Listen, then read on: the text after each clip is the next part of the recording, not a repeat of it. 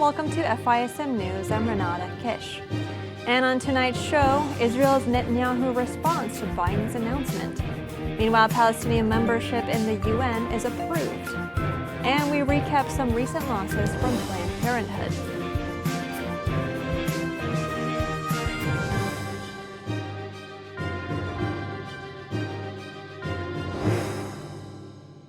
But before we get into the news, joining me once again this week is Ian Patrick. Hi, Ian. Hi, Renata. Thank you so much for letting me co-host the show with you again. And I look forward to the Friday show, end of the week. Yes, absolutely. Happy Friday. And on that note, well, we start in Israel, where Prime Minister Benjamin Netanyahu says his country will defend itself even if the U.S. no longer supports their mission. The Prime Minister's response comes amid President Joe Biden's threats that he will further restrict weapons to Israel should the country choose to invade Rafah on a larger scale. Netanyahu once again reiterated his unrelenting commitment to defend his country. He said yesterday, quote, "If we have to, we will fight with our nails." However, the Prime Minister also said that he was hoping to come to an agreement with President Biden. I've known Joe Biden for many years, so 40 years and more. We often had our agreements, but we've had our disagreements. We've been able to overcome them. I hope we can overcome them now, but we will do what we have to do to protect our country, and that means protect our future. The statement also comes as Israeli delegations have failed to reach yet another deal with Hamas this week. The terrorist group put the responsibility on Israel, while Israel said that the proposed deal fell short of expectations. This means that Israel could continue its operation in Rafah. And speaking of the U.S. president, the Biden administration is now reportedly looking to change the process for asylum seekers when it comes to the border crisis. Yesterday, the Department of Homeland Security announced a new proposal to expedite this process, which would allow asylum officers to earlier determine if an asylum seeker is a national security risk or not. Right now, that part of the process is much later in the proceedings. One DHS official told ABC News that this proposal would also really only affect individuals who have a serious criminal history or terrorist activity. And this happens as the Biden administration has faced increased pressure to tamp down on the border crisis as a whole. For example, recent reports show that the backlog of asylum seekers looking for entry in the U.S. has now reached a staggering 8 million. This marks an increase of about 167% within just 5 years, and it shockingly also represents a 1.9 million increase within 1 year. Meanwhile, Republican Senate leaders are pressing Biden not to sign an agreement expanding the WHO's powers in the case of another global pandemic. All 48 Republicans signed a letter to the president saying, quote, "We strongly urge you not to join any pandemic-related treaty, convention, or agreement being considered." They said instead of addressing the WHO's well-documented shortcomings, the treaty focuses on mandated resource and technology transfers, shredding intellectual property rights, infringing free speech, and supercharging the WHO. This comes as the Biden administration has signaled support for an agreement that would centralize response to future pandemics. Fox News reports that the World Health Assembly will take place between the end of May and the first day of June, and decisions regarding new policies of the WHO will be considered then. And let's move now to an update on former President Donald Trump's hush money case in New York. Trump lashed out at the judge overseeing the trial following the rejection of his renewed motion for dismissal yesterday. The former president called Judge Juan Merchan corrupt and conflicted in the brief but fiery statement. This judge, what he did and what his ruling was is a disgrace. Everybody saw what happened today. He's a corrupt judge and he's totally conflicted. And I got to get back on the campaign trail. I'm not supposed to be here. We are so innocent. There's never been anything like it. Read every single analyst, legal analyst. I'm innocent, and I'm being held in this court with a corrupt judge who's totally conflicted. Take a look at his conflict. It's a disgrace to the city of New York, to the state of New York, and to the country. The courtroom just wrapped up its fourth week in the trial, and Trump said, quote, "This is all coming from the Biden White House because the guy can't put two sentences together." And the former president will still hold a campaign rally in New Jersey tomorrow. Elsewhere, businesses linked to the Chinese Communist Party continue buying American land unchecked by the U.S. government. According to a New Heritage Foundation report, that threat is growing. Since 2010, Chinese firms have topped $100 billion spent in acquiring U.S. companies and their land holdings. Purchases of agricultural land have also increased by 400% in that time, which is the only data tracked by the U.S. government. This endangers American resources and food supplies as well. Meanwhile, the report warns that the Chinese firms have a special interest in land near U.S. bases, creating a threat to sensitive military transmissions. More than 20 states have stepped in to create laws to prohibit or restrict foreign land ownership, but Heritage notes that the federal lawmakers have still failed to create meaningful legislation to address the danger before it's too late. And before we go to break, let's shift to some national news for a second, where a multi-day severe weather event continues to rain destruction on the U.S. as it sweeps through central and the southern part of the nation. The violent storm has killed at least 4 people tragically and spawned more than 80 tornadoes since at least Monday. Those tornadoes spanned from South Dakota to Georgia, and the storm also threw baseball-sized hail in various places around the nation. The severe weather threat has ended for most of the U.S. just in time for Mother's Day weekend, however. Unfortunately, the Northeast will continue being pummeled, while the Plains region is slated for a new round of thunderstorms. At the same time, Puerto Rico declared a state of emergency yesterday after the rainfall unleashed heavy flooding and landslides there. But this weekend will also see another unusual event, according to the Space Weather Prediction Center, and that's as long as skies remain clear. A supercharged solar storm means that auroras could be visible as far down into Alabama this weekend, so hopefully something positive could come out of the weather events. And we have more news on natural disasters as well as coverage from around the world as soon as we come back from this next break. Make sure to stay tuned. Many mothers find strength in the experience of giving birth as they overcome physical challenges and embrace the journey of bringing a new life into the world. You can help an abortion-minded mother receive discipleship, encouragement, and the strength needed to have her baby. During the month of May, you can bless your mom for Mother's Day by giving to Preborn on your mother's behalf. Go to preborn.com/FISM to give. That's preborn.com/FISM. There are moments in life that define us. Choices determine the courses we take. Choices that create life, or those that save a life. And some make life worthwhile. There are decisions to stay or to go, to remain the same or to grow. Sometimes we pray and make peace. Other times we take a stand for what we believe. In celebration, mourning, triumph, and defeat, we are invested in every decision we seek. Despite differences, we have one thing in common: the desire to do all for the glory of God. Keep your wallet aligned with your heart and your investments in harmony with your faith. Timothy Plan, biblically responsible mutual funds, ETFs, and retirement plans. Before investing, carefully consider a fund's investment objective, risks, charges, and expenses contained in the prospectus available at timothyplan.com. Read carefully before investing. In this episode, let's journey back to the early days of the Roman Empire, where we'll explore the reign of an emperor who, to be honest, was not as famous for any particular action or maneuver he performed, as much as he was simply famous for the time in which he was emperor. He was the successor to the great Augustus Caesar, and he reigned in Rome from the year 14 AD to 37 AD. To watch more episodes of A Moment in History, go to FISM.tv.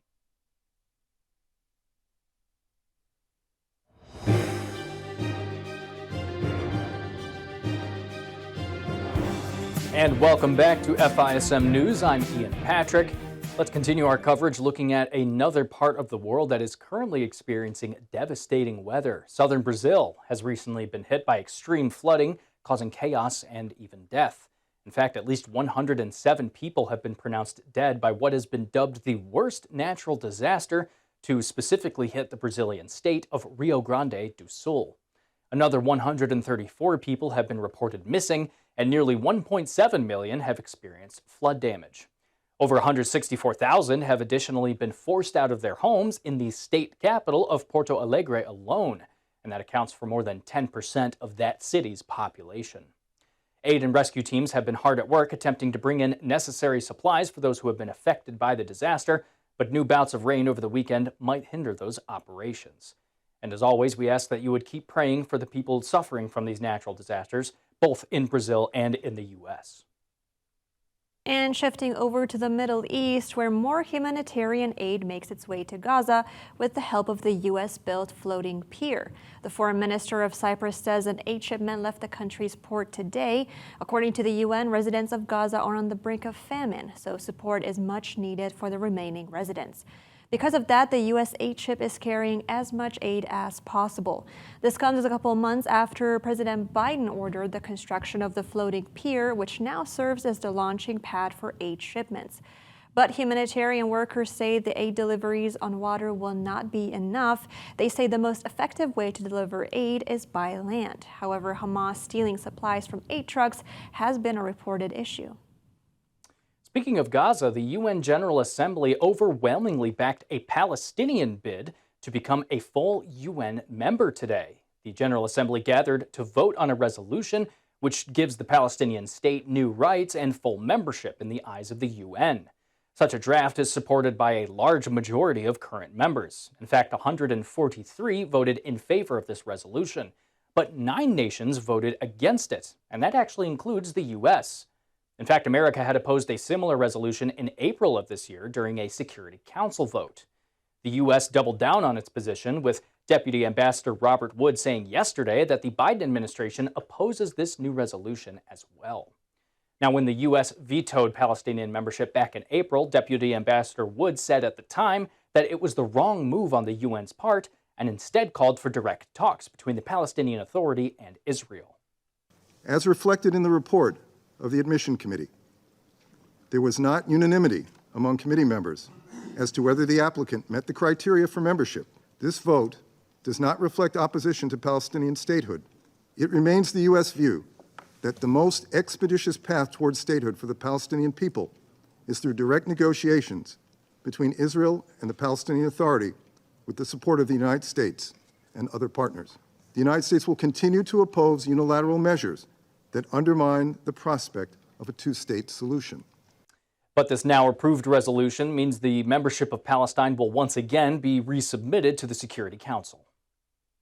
Meanwhile, in England, British Prime Minister Rishi Sunak is moving to deter campus protests before they erupt into chaos. He called top university leaders to Downing Street yesterday in an effort to prevent the violent anti-Israel campus protests seen in the U.S. in recent weeks.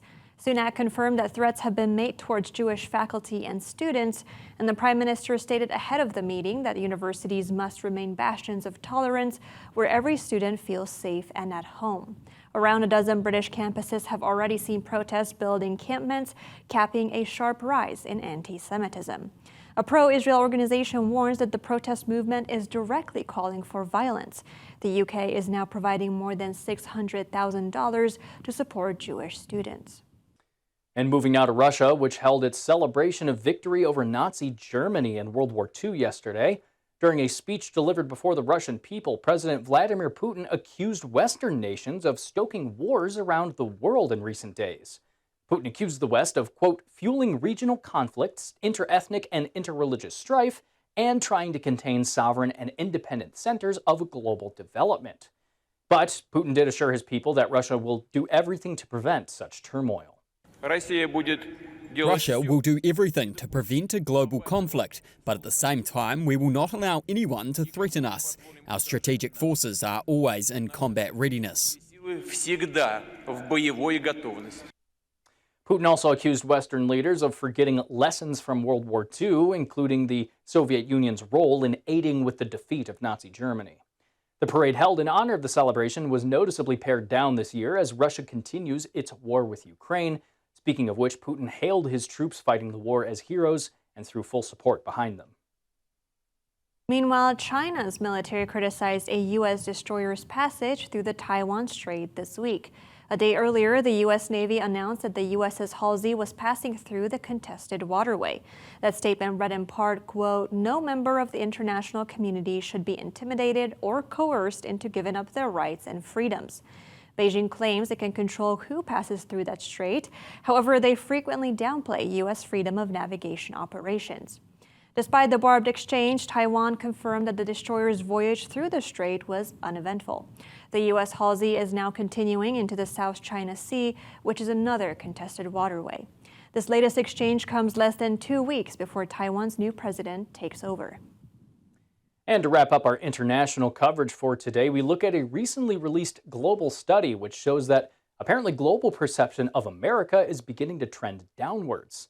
This information comes from the Democracy Perception Index, one of the world's largest annual studies on how people perceive the state of democracy in their respective countries.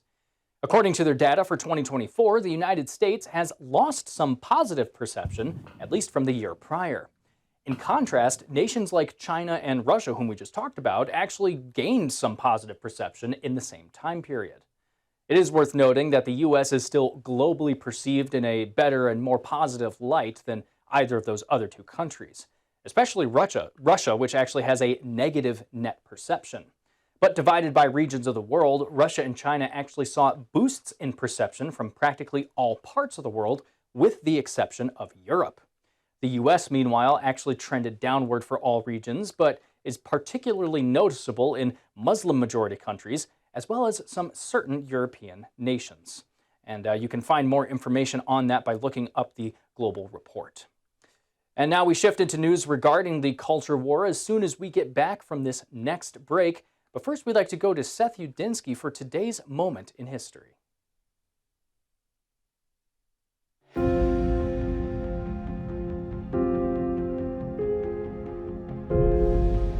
Welcome back to A Moment in History. I'm Seth Udinsky.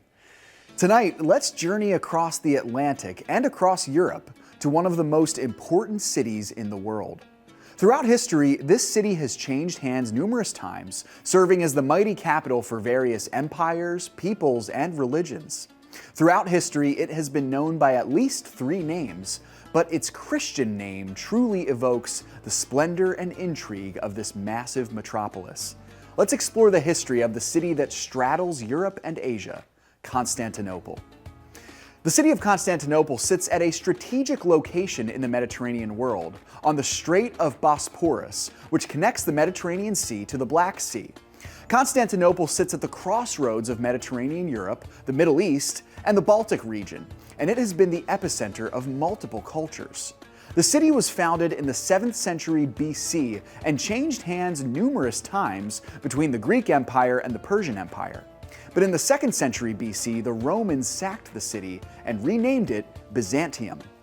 In the 4th century AD, the fate of the city changed forever when the Roman Emperor Constantine the Great became the first emperor of Rome to convert to Christianity. The Emperor Constantine won a decisive victory at the Battle of Milvian Bridge in 312, in which, legend has it, he saw a vision of the cross of Christ in the sky, which said, "In this sign, conquer." Constantine converted to Christianity, and the Western world would never be the same again. With a new religious identity, Constantine saw fit to move the capital city of the empire. He christened the city of Byzantium and renamed it Constantinople. Under Constantine and the emperors that followed, the city would become a powerful symbol of Christian dominance in Eastern Europe, a Nova Roma, which is Latin for New Rome. Under the Byzantine Emperor Justinian the Great in the early 6th century BC, the Byzantine Empire experienced its golden age. But in the Middle Ages, the empire slowly declined, as it had to endure constant pressure from the growing Muslim empires in the east and a powerful medieval Europe in the west. In 1204, the city was sacked by crusaders from the west, and until 1261, it was the center of the Latin Empire in the east. The Byzantines retook Constantinople in 1261, but that unfortunately was the beginning of the end of Christian dominance in Constantinople. Finally, in 1453, the empire was on its deathbed under the threat of the Muslim Ottomans. Sultan Mehmet II invaded the city in 1453 and drove the Eastern Christians out of their home. Constantinople was Christian no more. It would now become a symbol of Islamic power, and even after the Ottoman Empire fell at the end of World War I, the Islamic domination of Constantinople remained. The city was given a new Muslim name, Istanbul. But the impact and memory of Christendom can never be erased from this mighty capital city.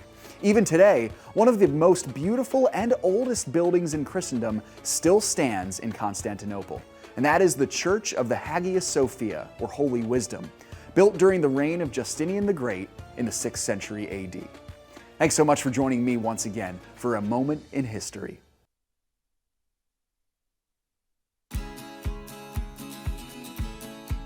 Do you want to invest in biblically responsible stocks? Financial Issues can help. For only $132 per year, our team of experts will help you make wise decisions with your money and guide you to successful investments that will not dishonor God. You'll also have access to our Portfolio Tracker tool, which will help you keep an eye on your asset allocations, and our Buys and Sells page, which will give you valuable information about biblically responsible stocks. Being a Financial Issues partner is the best way to invest in accordance with biblical values. Make the most of your money by becoming a partner today. Sign up at financialissues.org. That's financialissues.org.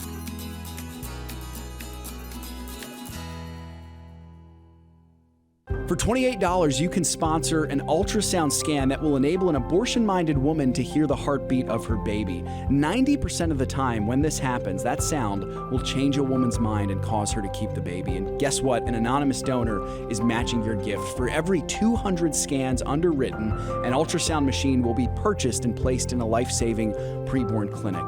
Go to preborn.com/FISM to give today. That's preborn.com/FISM. What can you tell our listeners about the benefits of being a partner? It's blessed me with an opportunity to help further the kingdom in a small way, which matters a lot because God takes small things and makes them big. The blessing really has been to be able to take care of my family, but also take care of the kingdom. Going to bed knowing that not only are you correctly managing your investments, but you're doing it in a God-honoring way.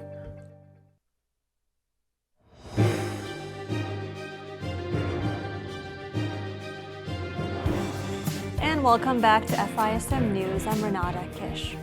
Well, let's turn our attention to some news in the culture war, starting with Target, cutting LGBTQ-themed merchandise from multiple stores weeks before Pride Month begins.